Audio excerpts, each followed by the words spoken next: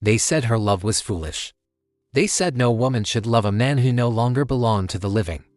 But Amara didn't listen. Because when her heart called his name, even the spirits answered. In a land cursed by darkness for over 3 centuries, one woman's love dared to challenge fate itself. And what happened next would shake the heavens, awaken ancient powers, and prove that true love can even break a curse written by the gods. So grab your popcorn, sit back, and get ready for one of the most powerful stories you've ever heard. And if you're new here, don't forget to subscribe and hit the like button, turn on the notification bell to support more inspiring stories like this one. Subscribe for more content. In the heart of the Abo lands, where the red earth meets the whispering forest, there stood the proud village of Amara. The people of Amara were known for 2 things, their fine ironwork and their fierce loyalty to the gods of the land. At the very center of this proud village lived Chief Okafor, a man whose words carried weight heavier than iron itself. But this tale is not his. It belongs to his only daughter Amara, the child born beneath a moon that refused to fade. From the moment Amara drew her first breath, strange things began to happen in Amara. The chief's goats gave birth to twins. The drought that had punished the land ended overnight. And the wind carried songs even the griots could not explain. The elders whispered, "The ancestors have touched this one."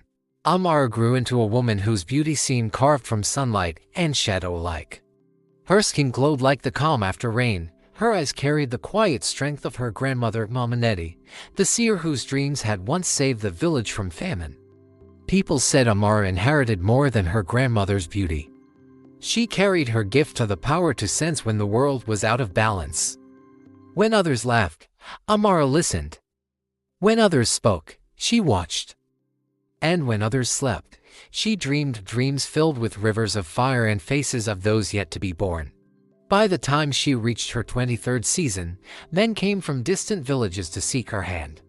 Warriors, farmers, even sons of neighboring chiefs. Each brought gifts, a gold dust, coral beads, and words as sweet as ripe pawpaw. Yet, one by one, Amara refused them. Why? Her father would ask. She would only smile softly and say, "Because my spirit has not said yes." The villagers began to whisper that perhaps the chief's daughter was cursed with perfection, beautiful enough to be wanted, but too wise to be taken. But the old women around the fire would shake their heads and say, "No. Such women are born for stories greater than marriage. The gods write long before the husband arrives." And truly, the gods had already begun to write Amara's story, one woven with love, betrayal, and a darkness that would test the strength of her soul. For in her 23rd year, under a sky swollen with open clouds, a stranger entered Amara, and with him came the beginning of her destiny. The people of Amara still speak of that afternoon. The Dachik, son of Obi of Ami village, first walked through their red dust path. The sun stood proud in the sky, and a wind, warm and watchful, carried the scent of rain though no cloud was near. The market women stopped pounding yam, the blacksmiths raised their hammers mid-swing, and even the goats seemed to pause. For the stranger who approached was not like others. Chick was tall and broad-shouldered, his skin gleamed like polished bronze, and his eyes deep, steady, and searching held the calm of a man who had seen much yet said little. Across his neck hung a strange amulet, carved from dark stone and bound with copper wire. It pulsed faintly in the sunlight, as though it held a heartbeat of its own. When he greeted the people, his voice rolled like gentle thunder. "I am Chick, son of Obi, from the village of Ami. I come to seek the hand of Amara, daughter of Chief Okafor." At once, whispers rose like dry leaves. "Another suitor," one woman muttered. "This one looks different," said another. "Maybe the gods sent him." Chief Okafor received Chick with courtesy, though his brow carried quiet thought. "A man who seeks my daughter must have a heart as steady as the earth," he said. "For her spirit listens where others are deaf." Chick only smiled. "Then let her spirit test mine." From the first evening they spoke, Amara felt something different about him. He did not boast of his father's wealth or speak of cattle and land. Instead, he asked her of her dreams, her fears, and her thoughts about the moon and the seasons. "What do you wish for most?" he asked one night as the crickets sang. "To live truthfully," Amara answered. even when truth hurts. And what do you fear most? He pressed. To love blindly, she whispered. For love without eyes can lead one into darkness. He looked away then, his jaw tight as though her words touched something buried deep. In the weeks that followed, the village rejoiced. For the first time, Amara smiled like a woman whose heart had found rest. The children sang songs about the coming wedding. The old women blessed the union, saying at last, the daughter of the chief has found her match. Yet, when the sun dipped low each evening, Chick always left before darkness came, walking toward the eastern edge of the village toward the forest no one dared to enter. And Amara, though filled with joy, felt her grandmother's whisper in the wind. Child, not all light is from the sun. Some glow only to hide their shadow. In the moon's next cycle, when the palm fruit began to ripen, Chick's father, Obi, arrived in Amara.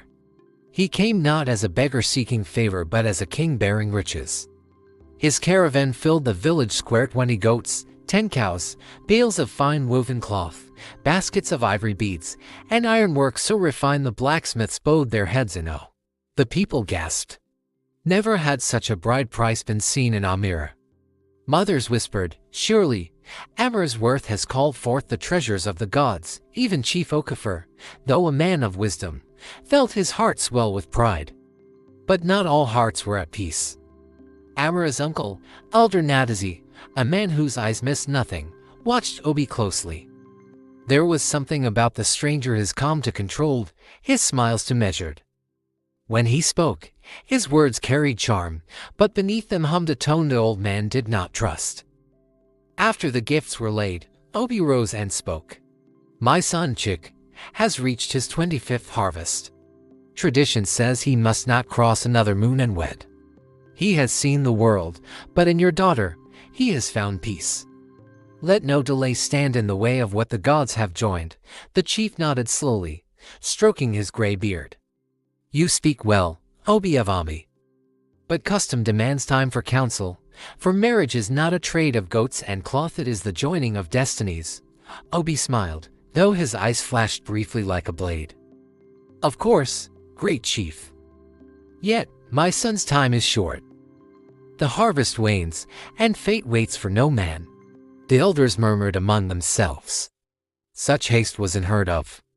But the bride price was heavy with wealth, and Obi's words were honeyed with wisdom. At last, Chief Okafor gave his blessing, though his spirit was uneasy. That night, as the village feasted, Amara's intuition stirred. Amid the drums and laughter, she saw how Chick's smile faltered when his father looked his way. She saw the flicker of fear in his eyes when the moon climbed higher. And when she reached to adjust the strange amulet he wore, his hand shot up like a spear, gripping hers with sudden panic. Don't touch that, he whispered sharply. Amara pulled back, her heart thudding. It belonged to my mother, he added, voice trembling. She died when I was a child. I keep it close to remember her, Amara nodded, but the lie stung there like smoke. Later, as she lay awake, her grandmother's old warning drifted through her thoughts. When a man hides his shadow from the moon, it is because the night knows his true face. And though Amara turned her face to the wall, sleep refused her. For deep within, the winds had begun to whisper again, and their message was one of coming sorrow. The days rolled on like slow drums, and the village of Amara glowed with excitement. Palm wine flowed freely, the women sang as they wove raffia mats, and the air hummed with the joy of an approaching wedding. Yet beneath the laughter, Amara's spirit grew restless. Something about Chick did not sit right with her heart. He was kind, yes, gentle and full of words that could melt even the hardest spirit, but he was never truly present when the sun went down. Each day, just before the first rooster crowed to announce dusk, Chick would glance at the sky as though measuring time with fear. He would kiss Amara's hand, offer a soft excuse, I must help my father prepare for tomorrow, and vanish into the eastern path that led toward the forest no one dared to walk after dark. At first, Amara dismissed it as custom. Perhaps his people feared the night spirits more than hers did. But soon, her curiosity began to claw at her peace. One evening, as the red sun sank behind the palms, she followed him a short distance. His pace was hurried, his back tense. When he reached the great Iroko tree at the edge of the village, he paused, looked around carefully, and clutched his amulet, that same dark pendant that seemed to hum faintly whenever the wind changed. Then he disappeared beyond the boundary stone that marked the entrance to the Forbidden Grove. A chill ran through Amara's spine. The Forbidden Grove was no place for mortal feet. It was said that long ago, the spirits of the land made their dwelling there. Even the bravest hunters avoided it, for strange lights danced between its trees, and voices were sometimes heard singing when no wind moved the leaves. Amara turned back quickly, heart drumming like a talking drum. That night, when she asked Chick about his evening walks, his body stiffened. "I visit my mother's resting place," he said, as darting away. "It is a ritual of remembrance, but your mother's grave is in Ami village," Amara replied softly. His jaw tightened. "Not all graves lie where bodies sleep," he muttered. She wanted to press further, but something in his tone, something deep and wounded, stopped her. Instead, she reached gently for his amulet, hoping to soothe the tension. Before her fingers could brush it, Chick seized her wrist. His grip was iron, his eyes wild. "Never touch this," he said, voice shaking. For a moment, Amara saw something flicker in his gaze, fear, not of her, but of what she might uncover. When he released her, shame softened his face. "Forgive me," he whispered. "It's all I have left of her." Amara forced a smile, but her mind was already far away. The forest, the amulet, the fear, all tangled together like vines in her dreams. That night, as she lay beneath her mosquito cloth, her grandmother's voice came again, soft but urgent, drifting like wind through her spirit. "When love hides its truth beneath a charm, child, dig deeper, for the earth may be covering bones." That night, Amara could not sleep. The moon was full and silver, spilling its light through the bamboo window and across her mat. Every sound outside, the rustling leaves, the distant hoot of an owl, the sighing wind, felt alive, whispering secrets she could almost understand. At last, she rose quietly and stepped outside. The village was silent, wrapped in the hush of midnight. She moved toward the edge of the compound, where the old Iroko tree stood, its branches swaying like a storyteller's hands. There, she heard a voice. Faint but clear. At first, she thought it was the wind. But as she crept closer, she realized it was Chick's voice. He was standing a few feet away, facing the darkness beyond the compound, his amulet glowing faintly like fireflies trapped in glass. His tone was low, his words strange, spoken in a language she had never heard before. It wasn't the tongue of Ami or Amira, it was older, heavier, almost like a chant. Suddenly, a second voice answered him. It was not human. The sound was deep and echoing, as though coming from under the earth. Amara's heart froze. She ducked behind a pile of firewood, trembling as she peered through the shadows. The voice spoke again, and though she couldn't understand the words, she felt its meaning in her bones, a command, a warning, and a promise. Then Chick lifted the amulet to his chest. The glow brightened, wrapping him in a soft, eerie light. His face looked pained, as if the very thing he held was both protecting and torturing him. Amara covered her mouth, afraid to breathe. The air grew colder, even the crickets fell silent. And then, just as suddenly as it began, the light faded. Chick dropped to his knees, gasping. "Not yet," he whispered hoarsely. "Please, give me more time." The night swallowed his words. He turned, and for a moment, Amara saw tears glisten on his cheeks. The strong, proud man she knew now looked broken, haunted. He rose and walked back to his hut, unaware that someone had witnessed everything. Amara waited until the door shut before she ran inside, heart pounding. She pressed her palm to her chest, her breath shaking. "What secret do you carry, Chick?" she whispered to the darkness. "What curse hides behind your love?" As she lay awake until dawn, a whisper brushed her ear, soft and chilling, though no one stood near. "He walks between worlds, child. And soon, one of those worlds will claim him." When morning came, Amara's eyes were red with sleeplessness, but her mind was set. She would uncover the truth, even if it meant walking into the Forbidden Grove herself. The morning sun rose red and heavy, its light crawling slowly across the roofs of Amara. The air smelled of rain, though the sky was clear. It was a day born strange, and Amara felt it in her bones. All through breakfast, she watched Chick. His smile was weak, his laughter forced. When she mentioned the coming wedding festival, he nodded absently, eyes fixed on the amulet hanging against his chest. Each time it glimmered in the sunlight, Amara's curiosity burned hotter. At last, when Chick left for his usual errands, Amara followed quietly. She stayed far enough behind to keep unseen, but close enough to hear the crunch of his sandals on the dusty path. He moved swiftly through the winding bush trail until he reached the forbidden grove, a vast cluster of ancient trees so tall they seemed to hold up the sky. The villagers said that beyond those trees lay the threshold between the living and the spirits, guarded by unseen beings who punished intruders with madness. Chick hesitated at the grove's edge, looking round. Then, gripping his amulet, he whispered something too faint for her to hear. The forest answered with a sigh. The branches parted slightly. Though no wind blew, Amara's breath caught. She had heard tales of magic in her grandmother's stories, but to see it with her own eyes, this was no tale. This was real. When Chick stepped inside, she followed, barefoot and trembling. The air grew colder, thicker, filled with the scent of strange herbs. Sunlight faded behind her, and only streaks of pale blue mist guided her steps. Deeper and deeper she went, until she reached a small clearing.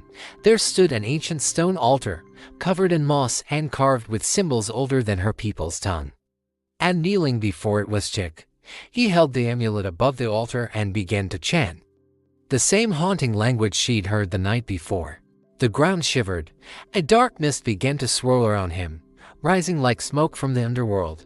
Within it, faces appeared ghostly, weeping and whispering. Amara froze, unable to move or scream. Then, suddenly, Chick gasped and dropped the amulet. The mist hissed and recoiled, vanishing into the earth. He fell to the ground, clutching his chest. Amara's instinct took over. She rushed forward, knelt beside him, and lifted his head. His eyes fluttered open, filled with pain and fear. "You shouldn't be here," he croaked. "They've seen you now." "Who?" Amara whispered, but before he could answer, the amulet began to glow again, bright, angry, alive, and from the shadows, a cold voice whispered, "The pact is broken." The trees groaned. The air howled. And in that moment, Amara realized she had stepped into a world her ancestors had warned her never to enter. The grove trembled as if the gods themselves had stirred from slumber. The trees moaned, and the earth beneath Amara's feet began to crack like a giant drum skin under strain. She clutched Chick tightly, fear knotting her chest. The amulet floated between them now, spinning slowly, its light pulsing like a heartbeat. From within it, a face appeared, pale, hollow-eyed, and beautiful in a dreadful way. It was the face of a woman. Her voice filled the grove. Low and sorrowful. "Chick, my son, why do you defy the covenant?" Amara gasped.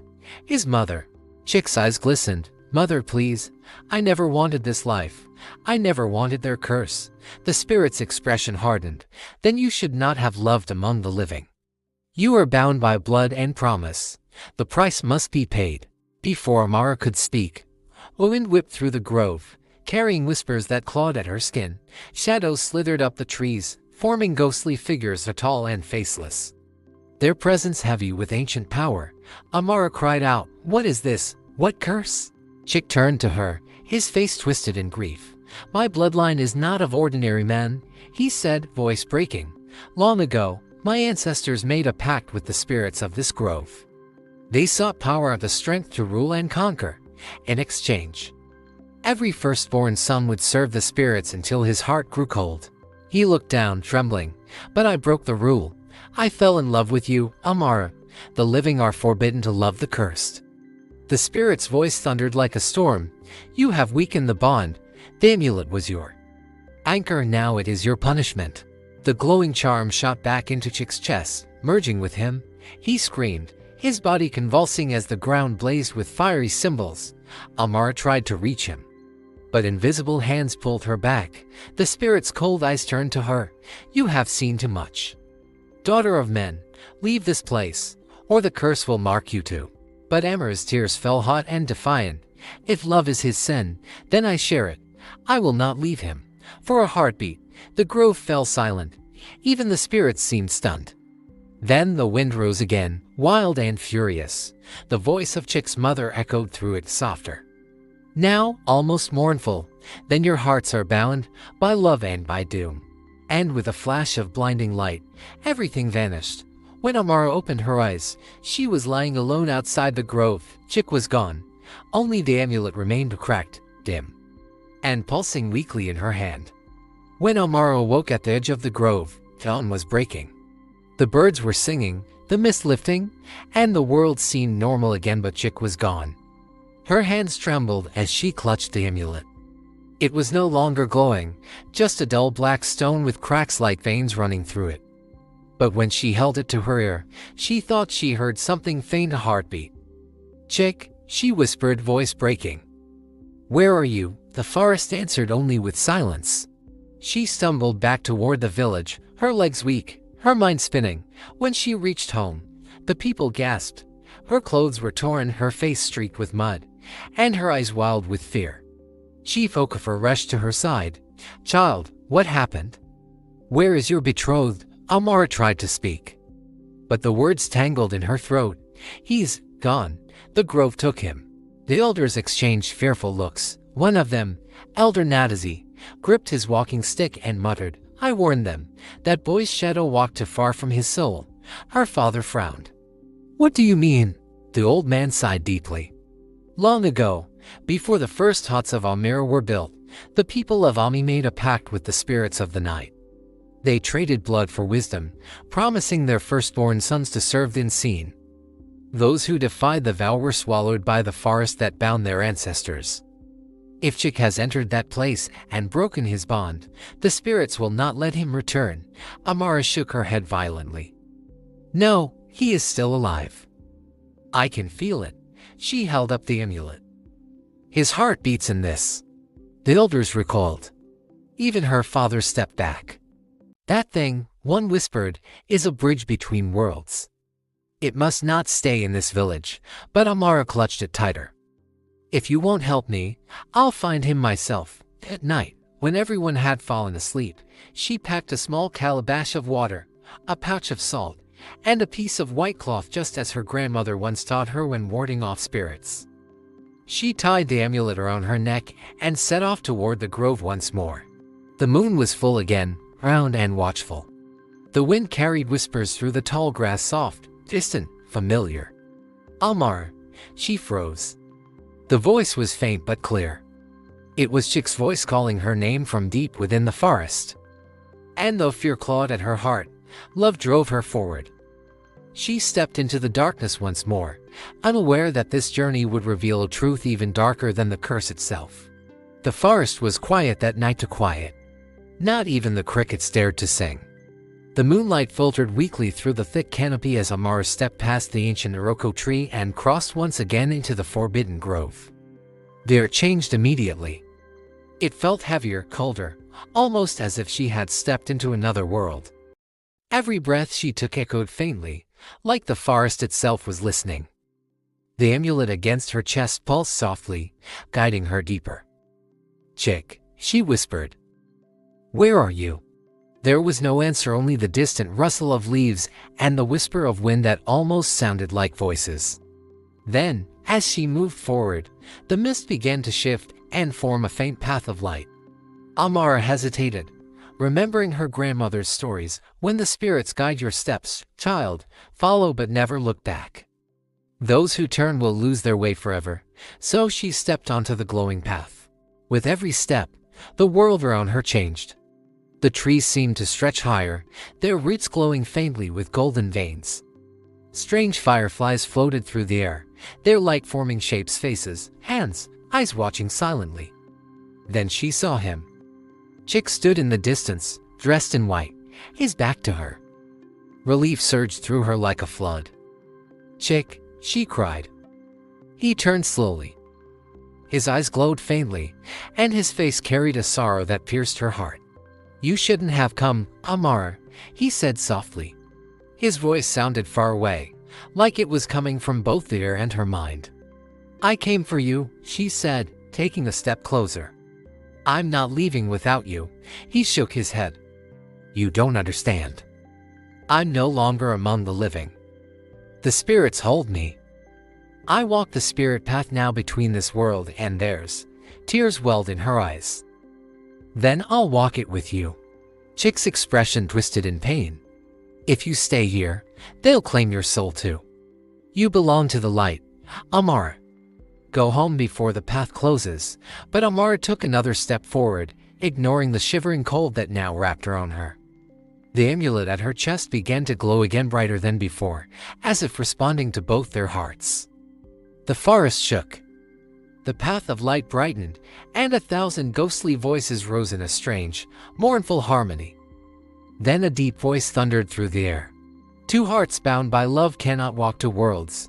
The ground beneath them split with a blinding light. Chick reached out, screaming her name Amara, but before she could touch him, the spirit path shattered into dust, and Amara fell into darkness. When Amara opened her eyes, she was no longer in the forest she knew. The air was thick and silver, the ground covered with fine white sand that shimmered faintly like moonlight on water. She stood at the edge of what seemed to be an endless plain, beneath a sky with no sun and no stars, only a pale, swirling glow that shifted like mist. This was the realm of the lost, the place her grandmother had spoken of in whispers. A world between life and death, where lost souls wandered until they remembered who they were. Spirits preserve me, she whispered, clutching the amulet at her neck. Its glow was faint now, flickering like a dying ember. From the mist ahead, shapes began to form, figures of men, women, and children. Their eyes were hollow, but their faces carried sorrow deeper than words. They murmured softly, voices blending into an endless hum. One of them stepped forward, a woman with long braided hair and eyes that shimmered like wet glass. "Why have you come, living one?" she asked. "I followed my beloved," Amara said, her voice trembling but steady. "He walks this realm, bound by a curse that has stolen his soul. I came to free him." The woman tilted her head sadly. "Many have tried to free the cursed, but none return. The curse binds their essence. To touch it is to be claimed by it. I have already been claimed," Amara whispered. "By love." A murmur spread among the lost souls. Some drew closer, their empty eyes beginning to glow faintly. "Love," they echoed, as if testing the word for the first time in centuries. Then the woman pointed eastward. "Follow the river that flows without water. There, the keeper of echoes dwells. He guards the boundary of this realm. If your heart is true, he may let you cross." Amara bowed. "Thank you." As she began her journey, the souls parted before her, whispering blessings. "The living walks with courage," one said. "Perhaps she will do what others could not." The further she went, the colder it became. The light dimmed until she could barely see her hands. Then she heard it, a deep, rhythmic sound like 1,000 heartbeats echoing in stone. The river that flowed without water stretched before her, a dark vein of shifting shadows.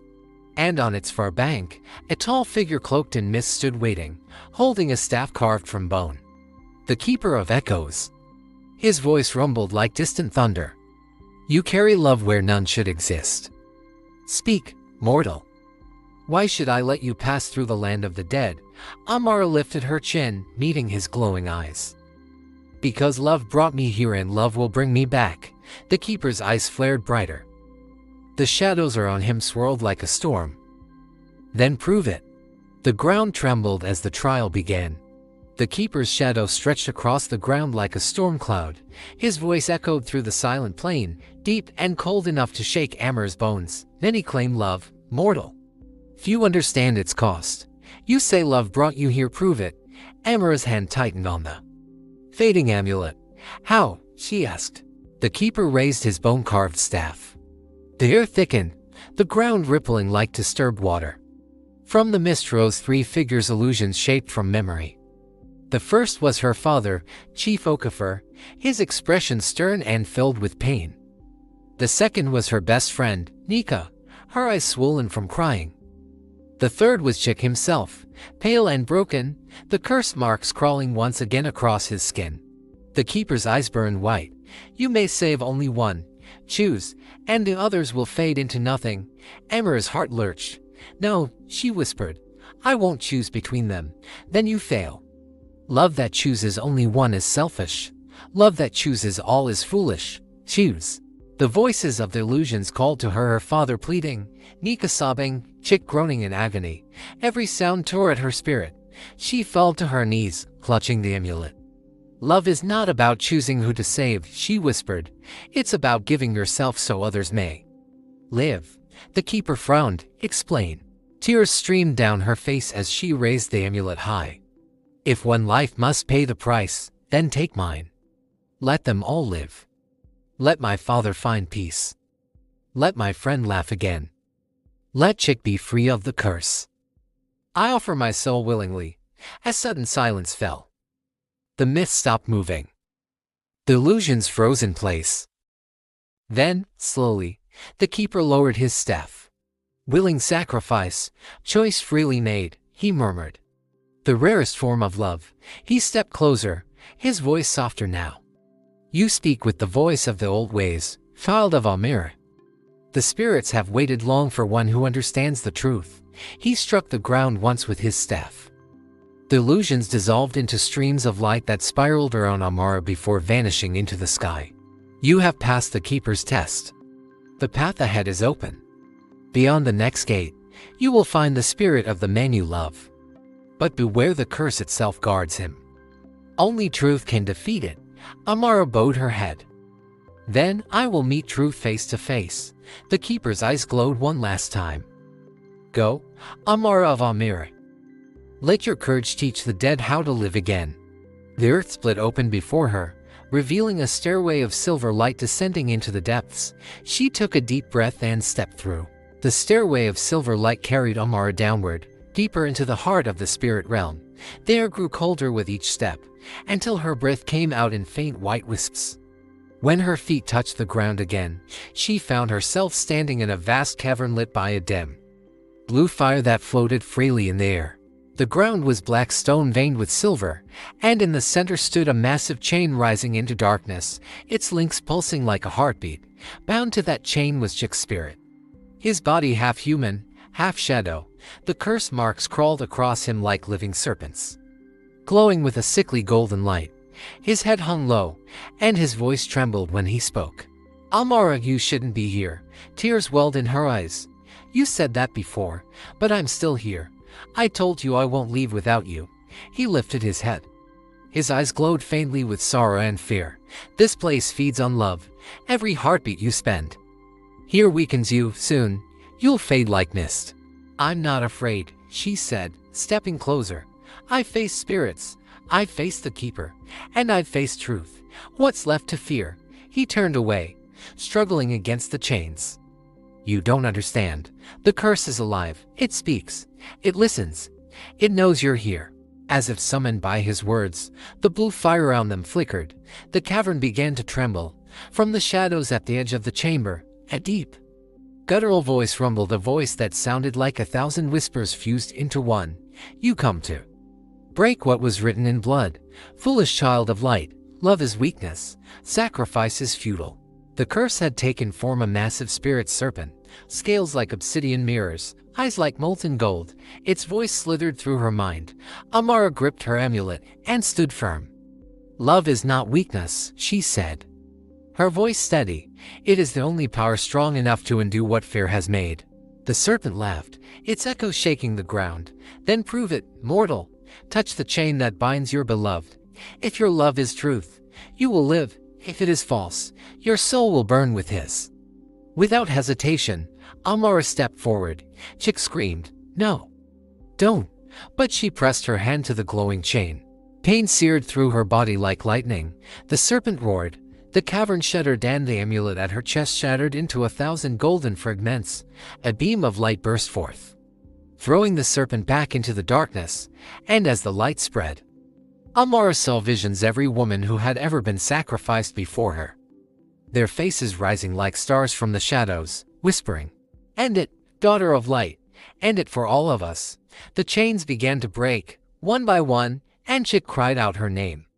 But Amara's eyes were already glowing with the same golden fire that once cursed him. The curse had found a new vessel, but this time, it was facing a willing heart. The explosion of golden light tore through the cavern, shaking the spirit realm to its core. Shadows fled, stones cracked, and the chained spirit of Chick fell to his knees as the bindings around him snapped one by one. But as he lifted his head, he froze. Amara stood at the center of the storm, her body glowing like molten gold. The power of the curse had entered her, wrapping round her form like fire dancing over glass. Her eyes no longer held the soft brown of humanity, they burned with the light of the spirits. Amara, Chick cried, struggling toward her. Let it go. It's trying to take you. Her voice was calm but distant. I can't. If I release it now, it will destroy both worlds. The curse must be burned from within. The serpent spirit, now weakened but still vast, hissed from the darkness. You think you can purify me, child? You are made of flesh. I am made of sin. Love cannot save what was born of hatred. Amara raised her hand. Then let's find out. She closed her eyes, drawing deep from the light within her heart the memory of every woman wronged, every tear shed in silence, every promise of love betrayed. They were all within her now. Their pain became her weapon. Their strength became her shield. The serpent lunged, fangs like blades. But Amara met it with light. Her hand caught its jaw, and golden fire surged through its body, burning away the blackness. The spirit screamed, twisting and thrashing, its form breaking apart into dust and shadow. The cavern filled with echoes of voices, women rejoicing, spirits singing. The curse, which had thrived on sorrow for centuries, was dissolving under the force of her love. But the power was too much for her mortal body. Cracks of light appeared on her skin. Chick ran forward, tears streaming. Please stop, you'll die. She smiled softly. Then I'll die knowing it finally ended. He grabbed her hands. If you must go, then take me with you. The light flared again, swallowing them both. The serpent's scream faded into silence. When the brightness dimmed, the cavern was gone. The chains were gone. Only a small pool of silver water remained, reflecting to faint figures Amara and Chick holding hands as their spirits shimmered like twin stars above it. From far above, the keeper of spirits watched with solemn eyes. The curse is broken, she whispered. But love never truly dies. The spirit realm trembled softly as if the universe itself had just taken a deep breath. Silence stretched across the spirit realm after the storm of light faded. The air, once heavy with sorrow, now shimmered with a strange stillness. The black stones of the cavern had turned to silver dust, drifting upward like stars. In the mortal world, dawn began to break. The first rays of sunlight touched the village that had long lived under the shadow of the curse. Birds sang for the first time in years. Rivers that had dried began to flow again, and the air carried the sweet scent of rebirth. Elder women woke from restless dreams, tears glistening on their cheeks. They had seen her, the girl who broke the curse, standing in a storm of golden fire, her love shining brighter than any spirit. Mothers held their daughters tighter that morning, whispering Amara's name like a prayer. In the spirit realm, Amara's consciousness floated in a sea of light. She could no longer feel her body, only warmth, gentle, endless warmth. For a moment, she thought she had become part of the stars. Then, a familiar voice echoed softly beside her, still trying to save everyone, even after death. She turned. Chick stood there, smiling faintly, his spirit calm and whole. The chains were gone. His eyes no longer burned with guilt, only peace. Amara reached for him. We did it. Didn't we? He nodded. You did. I was just the reason. A breeze of light rippled around them, and the keeper of spirits appeared once more, her form radiant and solemn. Your love burned away what hatred built. But your task is not yet finished, Amara. Amara frowned softly. Not finished. The keeper extended her hand. Balance must return. The mortal realm needs its dawn, and you must bring it. Before she could speak, light enveloped her again. She felt herself being pulled upward through clouds, through whispers, through the veil of worlds. When she opened her eyes, she was lying in the sacred grove where it all began. The sun was rising, golden rays dancing through the trees. Her hands were trembling, but alive. Around her, the villagers knelt in awe. "She has returned," they cried. "The curse breaker." The spirit of dawn. Amara looked down at her palm glowing faintly with golden light. "No," she said softly, smiling through tears. "Not the spirit of dawn.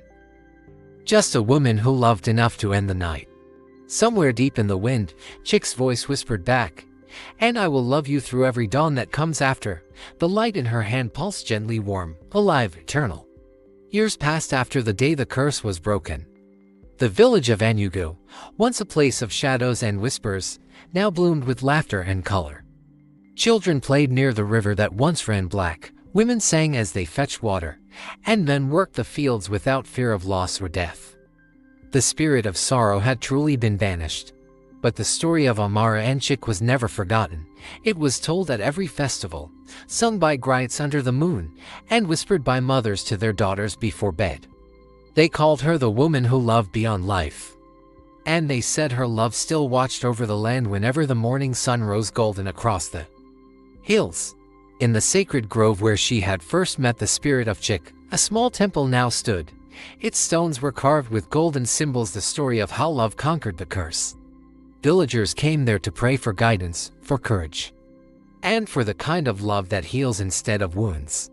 One evening, an old woman sat by the temple gate. Her eyes were bright, though her hair had turned silver. It was Amara alive, but changed. The years had touched her body, yet her soul remained radiant. Every sunrise still left a faint golden glow upon her skin. She watched the children playing nearby and smiled. A little girl ran up to her, clutching a small clay doll. "Grandmother Amara," she said, "is it true you once fought a serpent made of shadows?" Amara chuckled softly. "I didn't fight it, child. I forgave it." "Forgave it," the girl repeated. "Why died?" "Yes," Amara said gently. "Because even darkness was once light that lost its way." The girl tilted her head. "And where is the man you loved?" "The one from the stories." Amara looked toward the horizon. The setting sun painted the sky with streaks of gold and crimson. For a moment, she saw his reflection there, Chick's gentle smile shining within the clouds. "He's where love never ends," she whispered. In the wind, in the water, and every sunrise, the little girl smiled and ran back to her friends. Amara watched her go, her heart full and at peace. As the sun dipped below the hills, the first star appeared in the sky, bright and wavering. It was said that whenever that star shone, Chick was near, keeping his promise to watch over her forever. The villagers would later say that on the night Amara's spirit finally joined him, the dawn that followed was the brightest ever seen. From that day onward, the people of Anugu began every morning with the same words Amara once spoke: "Love is not weakness, it is the light that ends every night." And so, the legend of Amara and Chick lived on, not as a tale of sorrow, but as an eternal song of love, courage, and rebirth.